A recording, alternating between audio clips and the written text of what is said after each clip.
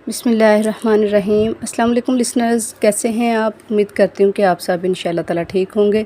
अल्लाह ताला आपको अपने हिफ्ज़ व अमान में रखे, दुनिया और आखिरत की भलाइयाँ अता करे। सो लिसनर्स, आप सुन रहे हैं नुज़ी वॉइस के साथ नावल अपराधी एपिसोड 6। तो बढ़ते हैं कहानी की तरफ। सज्जाद को रूहानी इल्म पर काफ़ी अबूर हासिल था। अबू सुलेमान नामी एक मुसलमान जिन उसके ताबिया था, लेकिन सज्जाद ने कभी इस बात का जिक्र किसी के सामने नहीं किया था, हत्ता कि उसका भाई इंस्पेक्टर आब्दी भी उस बात से लाइलम था। सज्जाद ने आज तक अबू सुलेमान से कोई भी काम नहीं लिया था, हालांकि अबू सुलेमान अक्सर उससे कहता रहता कि मुझे कोई काम बताइए ताकि आपको जिन्नात की ताकत का सही अंदाज़ा हो जाए, लेकिन सज्जाद उसे ये कहकर टाल देता था कि कभी तुम्हारी ज़रूरत महसूस हुई तो ज़रूर बताऊँगा। तीसरे दिन सज्जाद ने इस बेमकसद निगरानी और ताक़ुब से उकताकर अबू सुलेमान को पुकारा तो वो हाजिर हो गया। सज्जाद उस वक़्त सबीहा के घर के सामने खाली प्लाट पर मौजूद था। अबू सुलेमान हाजिर है, हुक्म फरमाइए ताकि मैं बजा लाऊं। अबू सुलेमान ने फरमाबरदारी का मुज़ाहरा करते हुए कहा। काम ये है कि आज से तुम्हें एक लड़की पर निगाह रखनी है और असल में उसकी जान ख़तरे में है। एक इंसान उसके पीछे पड़ा हुआ है। इससे तो बेहतर ये है कि मैं उस इंसान का गला दबा दूं ताकि वो लड़की हमेशा के लिए आज़ाद हो जाए। मुझे वो ज़िंदा चाहिए, मुर्दा हालत में मेरे वो किसी काम का नहीं, इसलिए तुमने सिर्फ़ उस पर निगाह रखनी है। अगर वो लड़की के साथ ज़बरदस्ती करे तो फिर फिलफौर मुझे मुतला कर देना। लेकिन मैं उस लड़की को पहचानूंगा कैसे? सज्जाद ने कहा, लड़की मैं तुझे दिखा दूंगा और उस मर्द की तस्वीर ला दूंगा। असल में वो मेरा दोस्त था, मगर अपनी हरकतों की वजह से बुरे रास्ते पर चल निकला है। मुझे यकीन है कि उसकी पुश्त पनाही कोई आतिशी मखलूक कर रही है। इसका मतलब है क्योंकि मेरा हम जिन्स आपके उस दोस्त की ग़ुलामी कर रहा है? अबू सुलेमान ने दिलचस्पी का इजहार करते हुए पूछा। मैं हतमी तौर पर कुछ नहीं कह सकता, मगर चक्कर कुछ ऐसा ही है। वो जो कुछ करता फिर रहा है, ऐसा किसी जिनजादी के बगैर नामुमकिन है। वो 2 बार हवालात से फ़रार हो चुका है। एक पुलिस इंस्पेक्टर के कत्ल के इल्ज़ाम में भी वो मुलविस है। पुलिस इसे ढूंढती फिर रही है, मगर वो गायब है। सबीहा नामी ये लड़की जिसके मुतल्लक अभी थोड़ी देर पहले मैंने तुझे बताया है, उसे ढूंढने का एक ज़रिया है। दरअसल इस लड़की का हसूल उसने अपनी इज़्ज़त और अना का मसला बना रखा है। अबू सुलेमान के इस्तफसार पर सज्जाद ने तफसील बयान कर दी। उसका नाम क्या है? अबू सुलेमान ने सवालिया अंदाज में पूछा। काशिफ जमील नाम है उसका, और वो एक बहुत बड़े सरमायादार शख्स का बेटा है। असल में उसकी परवरिश और तरबियत ही हराम की कमाई से हुई है, जो अब अपना रंग दिखा रही है। मुझे एक बात की समझ नहीं आती, अबू सुलेमान ने उलझे हुए अंदाज में कहा। वो मुजरिम कानून का है, लेकिन ढूंढ आप उसे रहे हैं, ये क्या चक्कर है? सज्जाद ने कहा, उसकी वजह से मेरे बड़े भाई की मुलाजमत दाव पर लगी हुई है। वो अगर 15 रोज़ के अंदर ना मिला तो मेरे भाई को ACP साहब मुअत्तल कर देंगे। उसे ढूंढने की बजाय मैं ACP साहब को उल्टा क्यों ना लटका दूँ? ना रहेगा बांस, ना बजेगी बांसुरी। अबू सुलेमान ने उसके सामने एक नई तजवीज़ पेश कर दी। सज्जाद झंझलाकर बोला, मैं तुम्हारे ताबिया हूँ कि तुम मेरे ताबिया हो? मुझे तुम्हारे मशवरों की ज़रूरत नहीं। ख्वाह मख्वाह हर बात को मजाक का रंग देते रहते हो। मैं मजाक तो नहीं कर रहा, अबू सुलेमान ने दांत निकालते हुए कहा। अगर आपका हुक्म हो तो मैं सचमुच ACP साहब को उठाकर समंदर में फेंक दूँ। ACP साहब को समंदर में फेंक देने से क्या भाईजान की मौतली रुक जाएगी? अहमक। सज्जाद कुछ कहते कहते एकदम रुक गया, फिर मुस्कुराकर बोला, इंसान भी नहीं कह सकता तुम्हें, और जिन कहते हुए कुछ अजीब सा लगता है, इसलिए सिर्फ अहमक कहने पर ही इक्तफा करूँगा।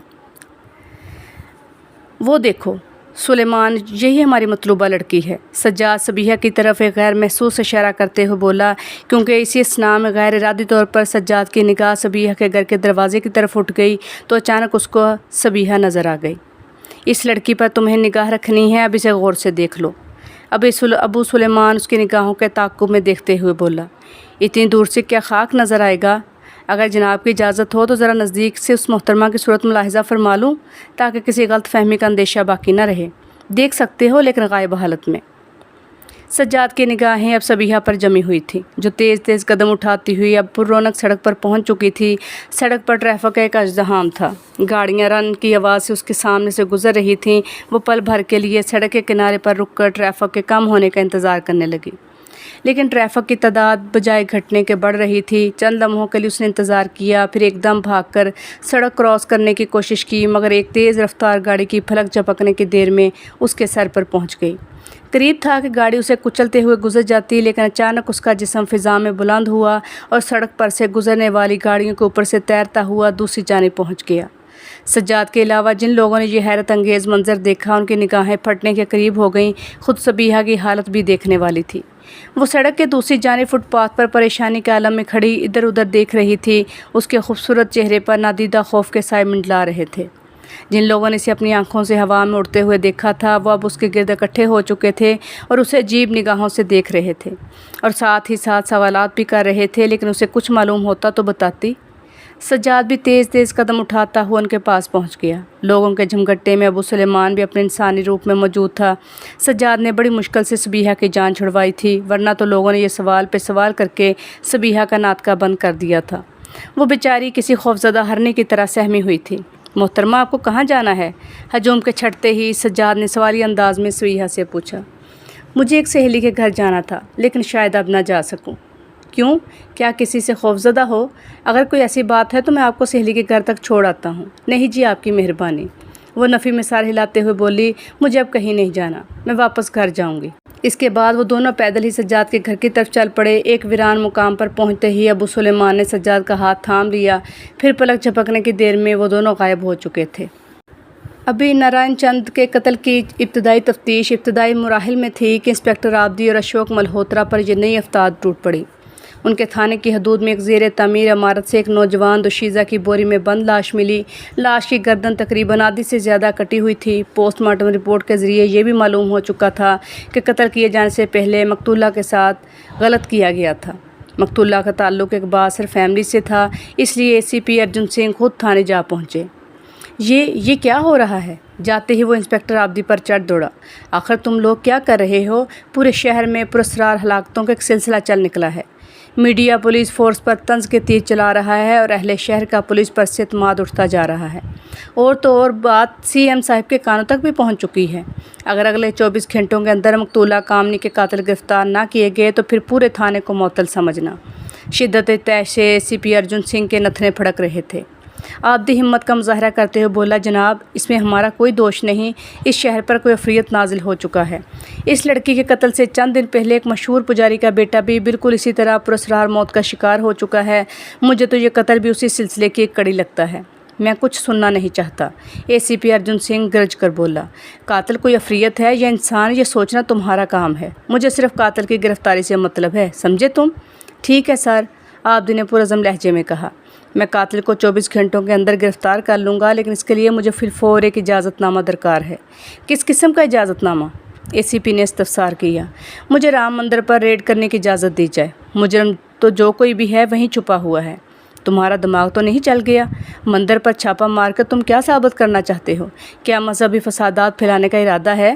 ACP صاحب نے بھڑک کر پوچھا۔ سوری سر، اگر آپ یہ کام نہیں کر سکتے تو پھر معطل ہونے سے بہتر ہے کہ میں خود ہی استعفیٰ دے دوں، عابدی نے تعصب سے جواب دیا۔ ACP صاحب نے ایک لمحے کے لیے چونک کر عابدی کی طرف دیکھا، پھر شکست خوردہ انداز میں بولا، ٹھیک ہے، میں کوشش کرتا ہوں۔ اگر مندر پر ریڈ کرنے کی اجازت مل گئی تو تمہیں اطلاع کر دوں گا۔ فی الحال تم مجرم کو تلاش کرنے کے لیے کوئی دوسرا لاہ عمل اختیار کرو۔ تھینک یو سر، میں آپ کی اطلاع کا منتظر رہوں گا۔ اوکے، میں نے ابھی مقتولہ کے گھر جا کر اس کے اہل خانہ کو تسلی وغیرہ بھی دینی ہے۔ اس کے علاوہ اخباری رپورٹرز بھی میرے آفس کو گھرے ہیں۔ سمجھ میں نہیں آتا کہ کیا کروں اور کیا نہ کروں۔ ACP صاحب کے چہرے سے مایوسی جھلک رہی تھی۔ عابدی بولا، سر آپ بلا وجہ پریشان ہو رہے ہیں۔ مجرم چاہے کتنا ہی چالاک کیوں نہ ہو، قانون کی نگاہوں سے زیادہ دیر چھپا نہیں رہ سکتا۔ ویسے میں نے الگ سے بھی مجرم کی تلاش کا کام شروع کروا دیا ہے۔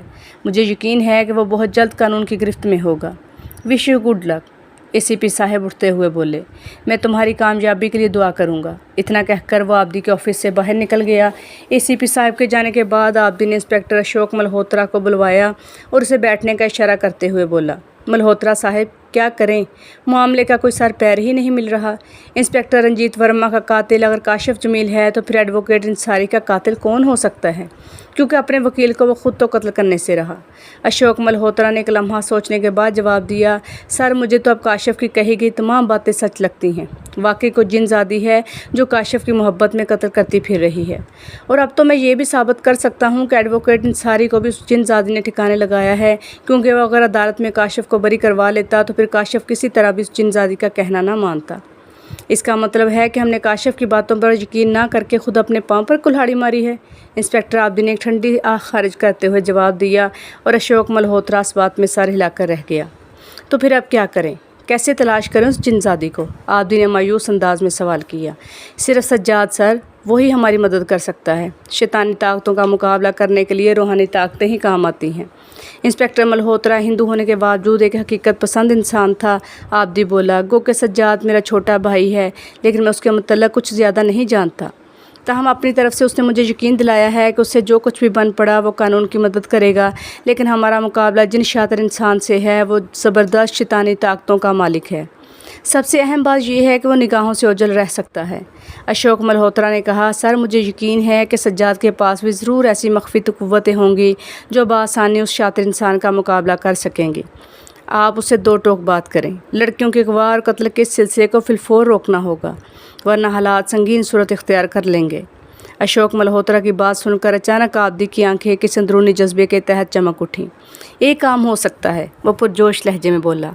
क्यों ना मैं सज्जाद को राम मंदिर में भेज दूँ? मुझे यकीन है वो ज़रूर कोई ना कोई अच्छी खबर लाएगा। बिल्कुल सर, आपने ठीक फ़ैसला किया। आपको आज ही सज्जाद को रवाना कर देना चाहिए। इस मामले में ज़्यादा देर हमारे लिए नुकसान का बायस बन सकती है। आबदी ने कहा, वैसे मैं ACP साहब से भी इस सिलसिले में बात कर चुका हूँ। हो सकता है हमें राम मंदिर पर छापा मारने की इजाज़त मिल जाए। अगर ऐसा हो गया तो मैं इस बार उस जिनसादी को जहन्नम रसीद करके ही रहूँगा। ये इतना आसान काम नहीं सर। आप चाहे कितने ही बहादुर क्यों ना हो, एक जिनसादी का मुकाबला नहीं कर सकते। अलबत्ता सज्जाद साहिब उसका मुकाबला ज़रूर कर सकेंगे। अगर ये बात है तो मैं अभी सज्जाद के पास चलते हैं। आज मैं तुम्हारे सामने उससे दो टोक बात करूँगा। चलिए, मैं तैयार हूँ सर, अशोक मल्होत्रा उठते हुए बोला। थोड़ी देर के बाद वो दोनों आबदी के घर की तरफ रवाना हो चुके थे। अशोक मल्होत्रा को ड्राइंग रूम में बिठाने के बाद आबदी ने मुलाजिम को कॉफ़ी बनाने का आर्डर दिया और ख़ुद सज्जाद के कमरे की तरफ बढ़ गया। क्योंकि सज्जाद अक्सर अपने कमरे में ही मौजूद रहता था, वो घर से बाहर कभी कभार ही निकला करता था, वो भी इंतहाई ज़रूरत के तहत। आबदी सज्जाद के कमरे के सामने पहुँच एकदम ठिठक कर रुक गया, क्योंकि अंदर से किसी के बोलने की वाज़ेह आवाज़ आ रही थी। कमरे का दरवाज़ा मामूली सा खुला था, ताहम आबदी दरवाजे से थोड़ा हटकर खड़ा हुआ था। पहले तो वो समझा कि शायद सज्जाद फ़ोन पर किसी से गुफ्तगू कर रहा है, लेकिन जब दूसरी आवाज़ उसे साफ सुनाई देने लगी तो उसने कान आवाज़ पर लगा दिए। अबू सुलेमान, इस तस्वीर को गौर से देखो, सज्जाद कह रहा था। यही काशिफ जमील है और ये मुझे ज़िंदा चाहिए, वरना मेरा भैया किसी को मुँह दिखाने के लायक नहीं रहेगा। इसके बाद दूसरी आवाज़ सुनाई दी जो यकीनन अबू सुलेमान की थी। आप बेफिक्र रहें, मैं इसे बहुत जल्द ढूंढ लूँगा। लेकिन वो कुछ कहते कहते रुक गया। लेकिन क्या? सज्जाद ने सवाली अंदाज में पूछा। दरअसल मैं ये कहना चाहता हूँ कि शक्ल से जो बहुत माकूल इंसान नज़र आता है, लेकिन इसकी कार्रवाइयाँ सुनकर दिल मगमूम होने लगता है। अबू सुलेमान, सज्जाद ज़रा दुरुस्त लहजे में बोला, यह माकूल नज़र आने वाला शख्स एक ख़तरनाक मुजरिम है, इसलिए इसके मुतल्लिक़ संजीदगी से कुछ सोचो। ख्वाह मख्वाह इस पर तरस खाने की ज़रूरत नहीं। कानून और इंसानियत के मुजरिम के लिए तुम अपने दिल में नरम गोशा रख कर क्या साबित करना चाहते हो? कुछ भी नहीं, अबू सुलेमान की आवाज़ आई। आप बेवजह चिल्लाकर अपनी तवानाई ज़ाया ना करें। मेरा दिल बेशक मगमूम है, लेकिन दिमाग दिल का साथ देने की बजाय आपका कानून का साथ देना चाहता है। तुम्हारा दिल कहीं और, दिमाग कहीं है। ऐसे में तुम मुजरिम का सुराग के खाक लगाओगे। तुम एक जिन हो और एक जिन बनकर रहो, वरना वापस लौट जाओ अपनी दुनिया में। मैं कोई और साथी ढूंढ लूँगा। सज्जाद ने झंझलाते हुए लहजे में जवाब दिया। दरवाजे के साथ लगा हुआ आबदी बेख्तियार चौंक पड़ा। इसका मतलब है कि सज्जाद आम नौजवान नहीं, आबदी ने दिल ही दिल में सोचा। देखो सज्जाद, अबू सुलेमान कुछ कहते कहते एकदम खामोश हो गया। एक सानिये के बाद दोबारा उसकी आवाज़ आबदी के समातों से टकराई। एक तो ये बड़ी मुसीबत है कि मैं आपको भाई भी नहीं कह सकता, अगर कह भी दूँ तो कुछ अजीब सा लगता है। एक इंसान हूँ और जिन भला भाई कैसे हो सकता है? अब आप ही बताएं, मैं आपको क्या कहकर मुखातिब। अभी उनकी ये बातें जारी थी कि आबदी गैर इरादी तौर पर अंदर दाखिल हो गया। आप भाईजान? और यूँ अचानक? सज्जाद उसे सामने देखकर एकदम बुखला उठा। अरे भाई, तुम्हारा ये दोस्त तो बहुत दिलचस्प आदमी है, लेकिन मैं इसे पहली बार देख रहा हूँ। कहाँ का रहने वाला है ये? आबदी ने अनजान बनते हुए पूछा। यही नहीं भाईजान, ये अहमदाबाद का रहने वाला है और इसका बाप गले का एक बहुत बड़ा ताजिर है। इसका नाम अबू सुलेमान है और ये यहाँ की मार्केट देखने के लिए आया था। आबदी ने फ़ौरन कहा, गो कि ये अखलाकियात के ख़िलाफ़ है, मगर फिर भी मुझे ये तस्लीम करने में कोई यार नहीं कि मैंने छुप कर तुम लोगों की गुफ्तगू सुनी है। मैं अबू सुलेमान की हकीकत से आगाह हो चुका हूँ और उम्मीद भी करता हूँ कि तुम लोग मेरी माज़रत कबूल कर लोगे। अबू सुलेमान बोला, सिर्फ सज्जाद से छुप कर आपने हमारी गुफ्तगू सुनी है, वरना मुझे तो मालूम था कि आप दरवाजे से लगे खड़े हैं। आबदी ने कहा, उठ चलो, ड्राइंग रूम में बैठते हैं और वहाँ इंस्पेक्टर अशोक मल्होत्रा अकेला बैठा हुआ है, उसे कंपनी देते हैं। लेकिन अबू सुलेमान का हमारे साथ रहना कुछ ठीक नहीं लगता। इंस्पेक्टर मल्होत्रा यकीनन उसके बारे में जानना चाहेगा, सज्जाद ने अपने खदशे का इजहार करते हुए कहा। इंस्पेक्टर मल्होत्रा से भी से तुम वही तारफ़ करवाना जो मुझसे करवा चुके हो। हाँ, ये ठीक रहेगा, अबू सुलेमान ने मुदाखलत करते हुए कहा। यूं ही बातों में आबदी ने सज्जाद से संजीदा होकर पूछा, तुमने ये तो अभी तक बताया नहीं कि काशिफ जमील कौन सी नादीदा ताकत के बलबूते पर जराइम करता फिर रहा है। क्या ये बताना ज़रूरी है भाईजान? बिल्कुल ज़रूरी है, आबदी ने पुरजोर अंदाज में कहा। तुमने आज तक हमें कोई रूहानी कमाल तो दिखाया ही नहीं, बस खाली खूली के अमल बने फिर रहे हो। ठीक है भाईजान, मुझे आपका चैलेंज कबूल है। इतना कहकर सज्जाद ने फ़ौरन मुराकबे के अंदाज में आंखें बंद कर ली और वो तीनों इसकी तरफ मुतवज्जो हो गए। तकरीबन 15 मिनट के मुराक़े के बाद सज्जाद ने आंखें खोलकर इन तीनों की तरफ फातिहाना अंदाज में देखा, फिर संजीदा लहजे में बोला, काशिफ की मदद एक जिनजादी कर रही है और इसका ताल्लुक़ हिंदू मज़हब से है। इस जिनजादी का नाम बता सकते हो? आबदी ने सवाल किया। इसका नाम नंदनी है, सज्जाद ने बिला तरद्दुद जवाब दिया। इसका जवाब सुनकर आबदी और अशोक मल्होत्रा की आंखें मारे हैरत के फैलती चली गईं। इन दोनों को रह कर काशिफ की बातें याद आ रही थी। आधी रात का वक्त था। राम मंदिर अंधेरे की स्याह चादर में लिपटा बहुत हैबतनाक नज़र आ रहा था। पुरसकूत फ़िज़ा को झींगरों की आवाज़ें मुर्ताश करके माहौल को मज़ीद पुरअसरार बना रही थी। कमरी महीने की आखिरी तारीखें होने की वजह से तारीकी इस कदर थी कि हाथ को हाथ सुझाई न देता था। वैसे भी राम मंदिर आबादी से थोड़ा हटकर वाक़या था। शहर के लोग दिन के औकात में भी बहुत कम इधर का रुख करते थे। रात के वक्त कोई भूला भटका शख्स ही इस तरफ आ सकता था। इस मंदिर के मुतल्लक मशहूर था कि यहाँ भटकी हुई बुरी आत्माओं का बसेरा है।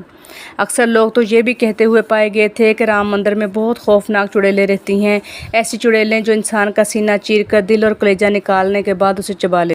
इन सब बातों में कितना सच और कितना झूठ था, इंस्पेक्टर आबदी को इससे कोई सरोकार नहीं था। वो तो हम परस्त नहीं था, लेकिन एक मुसलमान होने के नाते जिन्नात को बरहक मानता था। ताहम रूहों और चुड़ैलों के वजूद से इनकार न था। वो इन्हें महज तो हम परस्ती ही समझता था। आज रात उसने सज्जाद और अबू सुलेमान को राम मंदिर की तरफ रवाना कर दिया था। उसे उम्मीद थी कि नंदनी ना से ही काशिफ तो उनके हाथ लग ही जाएगा। फिर काशिफ के ज़रिए नंदनी तक पहुँचना मुश्किल ज़रूर था, लेकिन नामुमकिन न था। यकायक राम मंदिर के सदर दरवाजे के पास दो इंसानी हैवले नमूदार होकर रुक गए। ये सज्जाद और अबू सुलेमान थे। स्याह लिबास की वजह से वो अंधेरे ही का एक हिस्सा मालूम हो रहे थे। हम दोनों के गिर्द एक मुकद्दस हिसार कायम है, ताहम इस हिसार से बाहर शैतानी कुव्वतें हमें डराने की हर मुमकिन कोशिश करेंगी, इसलिए दिल को मजबूत रखना।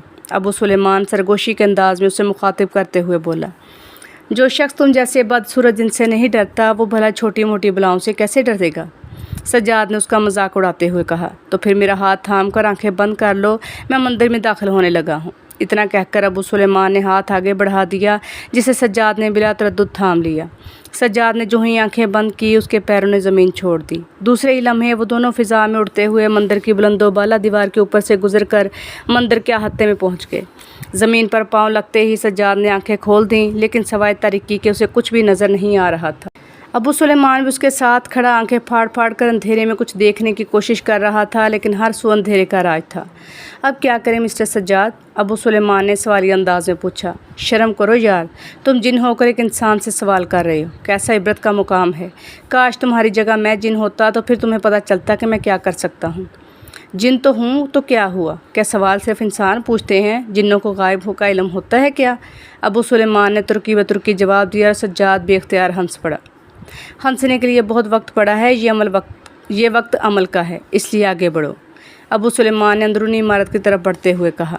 अब वो दोनों चौंकने के अंदाज में आगे बढ़ रहे थे। पूरे मंदिर में असाब शिकन सन्नाटा फैला हुआ था।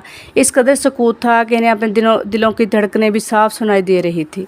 उन दोनों की आंखें अब अंधेरे में थोड़ा बहुत देख सकती थीं। अहाते में से गुजरते हुए अब वो मंदिर के बरामदे में पहुंच चुके थे। अचानक उनकी समातों से एक दहशतनाक चीख टकराई और वे एकदम ठिठक कर रुक गए। सज्जाद का दिल पहलू में पारे की तरह उछल रहा था। वो बुज़दिल नहीं था, लेकिन मंदिर का दहशतनाक माहौल उसे लर्जा रहा था। डरने की कोई ज़रूरत नहीं, अबू सुलेमान सरगोशी के अंदाज में बोला। वो जिनज़ादी हमारा मुकाबला करने की कोशिश कर रही है, मगर उसे अबू सुलेमान की ताकत का अंदाज़ा नहीं। मैं उसे तिगनी का नाच निचा कर रख दूँगा। अबू सुलेमान की बात जो ही ख़त्म हुई, उनके चारों तरफ निस्वानी कहकहे गूंजने लगे। सज्जाद की समातों पर ये कहकहे हथौड़े की तरह बरस रहे थे, मगर अबू सुलेमान की मौजूदगी में वो ख़ुद को महफूज समझ रहा था। हिम्मत है तो सामने आकर मुकाबला कर आतिशज़ादी। अचानक अबू सुलेमान ने पूरी कुव्वत से चिल्लाकर कहा। तू मूर्ख है अबू सुलेमान, तू नहीं जानता कि मैं महान शक्तियों की मालिक हूँ। जा चला जा यहाँ से, तुम्हारी पहली गलती को मैं तुम्हारी भूल समझकर माफ़ कर दूँगी। एक गूंजती हुई निस्वानी आवाज़ सुनाई दी और अबू सुलेमान चौकन्ना हो गया। चलो मैं मूर्ख सही, लेकिन तुम सामने क्यों नहीं आ रही? अबू सुलेमान ने नज़रअंदाज़ाना जवाब दिया। मैं सामने आ गई तो तुम्हारा ये नादान दोस्त अपने पैरों पर खड़ा न रह सकेगा। मैं जानती हूँ इंस्पेक्टर आबदी तुझे चारे के तौर पर इस्तेमाल कर रहा है, मगर वो तुमसे भी बड़ा मूर्ख है। वो सिर्फ मुझे गिरफ्तार करने के सपने देख सकता है, अमलन कुछ भी नहीं कर सकता। ज़िंदगी प्यारी है तो वापस लौट जाओ। मैं आबदी का भाई हूँ, अबू सुलेमान की बजाय सज्जाद बोला, और आज मैं तुझे चैलेंज करता हूँ कि तुम्हारा अंत इंशाअल्लाह ताला मेरे हाथों से होगा, और जिस अपराधी को तुमने पनाह दे रखी है जिंदा वो भी नहीं बचेगा। मुझे तुम्हारा चैलेंज कबूल है। फुंकारती हुई निस्वानी आवाज़ सुनाई दी। संभल जाओ, मैं वार करने लगी हूँ। आज मैं तुम दोनों को तड़पा तड़पा कर मारूंगी। आवाज़ सुनते ही उन दोनों के असाब तन गए, रगों में लहू की रवानी तेज़ हो गई। अभी वो कुछ सोच भी नहीं पाए थे कि मान पूरा मंदिर एक तेज़ रोशनी में नहा गया। यूँ लग रहा था जैसे आधी रात को सूरज निकल आया। इस तेज़ रोशनी में उन्होंने अपने इर्द गिर्द देखा तो बेशुमार छोटे बड़े सांप फुंकार रहे थे। सांपों के मुंहों से लपकती हुई आग इन्हें साफ नज़र आ रही थी। ये सूरत हाल देखकर अबू सुलेमान ने फ़ौरन सज्जाद के गिर्द एक हिसार खींचा। फिर मुतमईन अंदाज में बोला, तुम इस हिसार से बाहर कदम मत रखना, ये तुझे छू भी नहीं सकेंगे। ये सिफली दुनिया के आम से मोहरे हैं, तुम देखो मैं इनका क्या हश्र करता हूँ। इतना कहकर अबू सुलेमान ने अंदर की तरफ ज़ोर से सांस खींचा और दूसरे लम्हे वो एक जसीम अजदहे में तब्दील हो चुका था। सज्जाद हैरत ज़दा सा होकर ये दहशतनाक मंजर देख रहा था। आदशी मखलूक की खौफनाक जंग शुरू हो चुकी थी। अजदहा बड़ी सूरत के साथ उन सांपों को निगलता जा रहा था। एक भी सांप अजदहे से नहीं बच पाया था। थोड़ी देर के बाद मैदान खाली हो चुका था। सांपों के ख़त्म होते ही अबू सुलेमान दोबारा अपनी असली शक्ल में वापस आ चुका था। तो ख़ुद सामने आकर मुकाबला क्यों नहीं करती? अबू सुलेमान ने ऊंची आवाज़ में कहा। तुम्हारे ये आम से शोबदे मेरा कुछ नहीं बिगाड़ सकते। हिम्मत है तो आ और मेरा मुकाबला कर। मैं देखता हूँ तू कितनी महान हस्ती है और तेरे पास कौन सी शक्तियाँ हैं जिनके बल पर तू इतरा रही है। इन हकीर सांपों को ख़त्म करके तो ख़ुद को बहुत बड़ा ज्ञानी समझने लगा है। ये तो सिर्फ शुरुआत है, आगे आगे देख क्या होता है। निस्वानी आवाज़ आलम तैश में चिल्लाकर बोली। मैं मुंतज़िर हूँ तुम्हारे दूसरे वार का। तुमसे जो कुछ हो सकता है करो, मैं भागने वालों में से नहीं। अबू सुलेमान ने इस्तेहज़ाई अंदाज में जवाब दिया। लो फिर संभलो। निस्वानी आवाज़ गूंजी और इसके साथ ही उन पर तीरों की बारिश शुरू हो गई, लेकिन एक भी तीर उनके जिस्म को नहीं छू रहा था। तीर उनसे चंद कदमों के फासले पर गिर रहे थे। हिसार से मत बाहर निकलना, अबू सुलेमान ने सज्जाद को ताकीद करते हुए कहा। फिर निस्वानी आवाज़ से चिल्लाकर बोला, ये अहमकाना हरकतें छोड़ दो। तुम्हें अभी पूरी तरह मेरी ताकत का अंदाज़ा नहीं, इसलिए यही बेहतर है कि तुम खुद को मेरे हवाले कर दो। हो सकता है मैं तुम्हें माफ़ कर दूँ। तुम में अगर इतनी ही हिम्मत है तो इस हिसार से बाहर कदम रख कर देखो, फिर तुम्हें अपनी ताकत का अंदाज़ा खुद ही हो जाएगा। निस्वानी आवाज़ ने उसे चैलेंज करते हुए कहा। चल फिर, तेरी ये तमन्ना भी पूरी किए देता हूँ, लेकिन इतना याद रखना कि इसके बाद जब मैं वार करूँगा तो तुम कोशिश के बावजूद बच ना पाओगी। इतना कहकर अबू सुलेमान हिसार से बाहर निकल गया। फिर उस पर तीरों की बारिश शुरू हो गई, मगर जो भी तीर उसके नज़दीक पहुँचता उसे खुद ब खुद आग लग जाती। तीरों की ये बरसात काफ़ी देर तक जारी रही, लेकिन अबू सुलेमान को एक हल्की सी खराश भी न पहुँच सकी। अब तुम बचकर दिखाओ मेरे वार से जिनजादी, अबू सुलेमान ने तैश के आलम में उसे पुकारा। फिर दूसरे ही लम्हे मंदिर में चारों तरफ आग भड़क उठी। अबू सुलेमान बड़ी तेज़ी के साथ ज़ेरे लब कुछ पढ़ता जा रहा था और आग के शोले मंदिर के एक एक कमरे को जलाकर राख कर रहे थे। पूरा मंदिर वहशतनाक चीखों से गूंज रहा था। यूँ लग रहा था जैसे अचानक क़यामत बर्पा हो गई। चारों तरफ से आहो बकार चीखों पुकार की आवाज़ें आ रही थी। रात के सन्नाटे को चीरती हुई ये भयानक चीखें दूर दूर तक सुनाई दे रही थीं। ये सिलसिला काफ़ी देर तक चलता रहा, मगर उन दोनों पर कोई जवाबी वार ना हुआ। तब अबू सुलेमान गरजती हुई आवाज़ में बोला, अरे ओ महान शक्तियों की मालिक, बेवकूफ़ जिनजादी, कहाँ छुप गई हो? मैं तुम्हारे जवाबी हमले का बड़ी शिद्दत से इंतज़ार कर रहा हूँ। सामने आओ, वरना इस मंदिर की राख के साथ राख हो जाओगी। मगर उसे कोई जवाब ना मिला तो उसने दोबारा सह पारा पुकारा, लेकिन हर सू खामोश छाई रही। आग के शोले अभी तक भड़क रहे थे और मंदिर के कमरे बड़ी तेज़ी के साथ जल रहे थे। आग बुझा दो अबू सुलेमान, अचानक सज्जाद उसे पुकारते बोला। शायद वह फ़रार हो चुकी है। अबू सुलेमान ने फ़ौरन हाथ से चारों तरफ इशारा किया और पलक झपकने की देर में आग बुझ चुकी थी। ताहम अभी मंदिर से धुआं उठ रहा था। اب حصار سے باہر آ جاؤ، مندر کی تلاشی لیتے ہیں، ابو سلیمان سجاد کو اشارہ کرتے ہوئے بولا۔ تھوڑی دیر کے بعد وہ مندر کے جلے ہوئے کمروں میں جھانکتے پھر رہے تھے۔ انہیں چند ایک سوختہ لاشیں ملی، لیکن ان میں کاشف کی لاش نہیں تھی۔ یقیناً وہ فرار ہو چکے ہیں، ابو سلیمان نے کہا، لیکن بچ کر جائیں گے کہاں؟ میں انہیں پاتال سے بھی ڈھونڈ لاؤں گا۔ نندنی بہت چالاک جنزادی ہے میرے دوست، مجھے تو لگتا ہے کہ وہ مندر میں تھی ہی نہیں، سجاد نے جواب دیا۔ تو اب کیا کریں؟ واپس چلیں یا پھر نندنی کی تلاش جاری رکھیں؟ ہو سکتا ہے وہ یہیں کہیں چھپی ہو، سجاد بولا۔ آج کے لیے اتنا ہی کافی ہے، ہمیں معلوم ہو چکا ہے کہ وہ ایک بزدل جنزادی ہے اور ہمیشہ دھوکے سے وار کرتی ہے۔ انشاءاللہ بہت جلد ہم اس پر قابو پا لیں گے۔ ٹھیک ہے، پھر واپس چلتے ہیں، ابو سلیمان نے کہا، مگر ہمیں ایک خیال رکھنا پڑے گا، نندنی انتقاماً تمہارے بھائی آبدی پر وار کر سکتی ہے۔ ابو سلیمان کی یہ بات سن کر کسی انجانے خطرے کے تحت بے اختیار سجاد کا دل دھڑک اٹھا، لیکن اس نے اپنی اس پریشانی کا اظہار ابو سلیمان کے سامنے نہیں کیا۔ تاہم ابو سلیمان سے اس نے یہ کہہ دیا تھا کہ انہیں جلد از جلد واپس جانا چاہیے۔ ابو سلیمان نے بلا تردد اس کا ہاتھ تھاما اور اسے آنکھیں بند کرنے کا کہہ کر واپسی کے لیے تیار ہو گیا۔ دوسرے لمحے وہ دونوں فضا میں بلند ہو چکے تھے۔ آبدی اپنی خوابگاہ میں محو استراحت تھا۔ اس نے سجاد سے کہہ دیا تھا کہ جب وہ واپس مندر سے آئے تو فوراً اسے جگا دے۔ سجاد کے علاوہ آبدی کی صرف ایک بہن اور والدہ تھی۔ بہن تو کب کی پیا دے سدھار چکی تھی، تاہم والدہ اس کے ساتھ ہی رہتی تھی۔ آبدی کے باپ کے انتقال کو 10 برس بیت چکے تھے۔ آبدی کی طرح وہ بھی ایک پولیس والا تھا، اس لیے ایک دن کسی مجرم کی گولی کا نشانہ بن گیا۔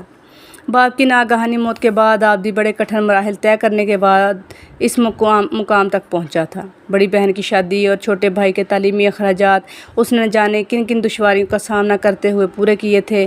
انہی مشکلوں اور مصائب کی وجہ سے وہ خود ابھی تک کموارہ پھر رہا تھا، حالانکہ وہ زندگی کی 35 بہاریں دیکھ چکا تھا۔ اس کے ساتھ کے کئی دوست 3 بچوں کے باپ بن چکے تھے۔ ماں اکثر اس پر شادی کے لیے زور دیتی رہتی، لیکن وہ پیشہ ورانہ فرائض میں کچھ اس طرح الجھا ہوا تھا کہ اسے سر پر صحرا باندھنے کی مہلت ہی نہیں مل رہی تھی۔ وہ کچھ دیر تک تو سجاد اور ابو سلیمان کی واپسی کا انتظار کرتا رہا، لیکن جب اس پر نیند کا غلبہ ہوا تو نہ چاہتے ہوئے بھی وہ بستر پر دراز ہو گیا۔ سجاد سے تو وہ ویسے بھی کہہ چکا تھا، اس لیے اس نے بے وجہ نیند سے لڑنے کی کوشش نہیں کی تھی۔